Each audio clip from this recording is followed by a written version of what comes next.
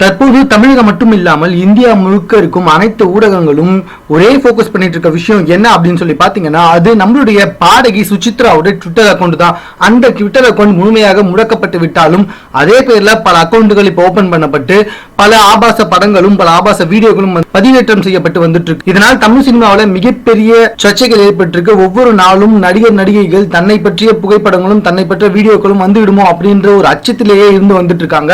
இதுக்கு முன்னாடி சுசித்ரா ட்விட்டர் அக்கவுண்ட்ல வெளிவந்த அனுயா படத்தை பத்தி அனுயா விளக்கம் அளிச்சிருக்காங்க. சஞ்சிதா ஷெட்டி அவங்களும் அந்த படத்துல இருக்கிறது நான் இல்லவே இல்லை அப்படின்னு அடிச்சு சொல்லிட்டு இருக்காங்க. மேலும் தனுஷ் இந்த விஷயத்தை பெருசா கண்டுக்கவே இல்லை. ஆனா த்ரிஷா வந்துட்டு இந்த விஷயத்துக்கு பதில் சொல்லியிருக்காங்க. அதாவது அவங்க ட்விட்டர் பக்கத்துல அவங்க என்ன சொல்லியிருக்காங்க அப்படின்னு சொல்லி பாத்தீங்கன்னா, யாரும் பதட்டப்படாதீங்க, யாரும் பயப்பட வேண்டிய அவசியமும் இல்லை, எல்லாருமே கொஞ்சம் பொறுமையா இருங்க, நம்மள கேவலமா பேசினவங்க அவங்களே அவங்கள அழிச்சுப்பாங்க, உங்களுக்கு லக்கு இருந்தா கண்டிப்பா அவங்கள அழிச்சுக்கிறத நீங்களே பாப்பீங்க அப்படின்னு சொல்லியிருக்காங்க.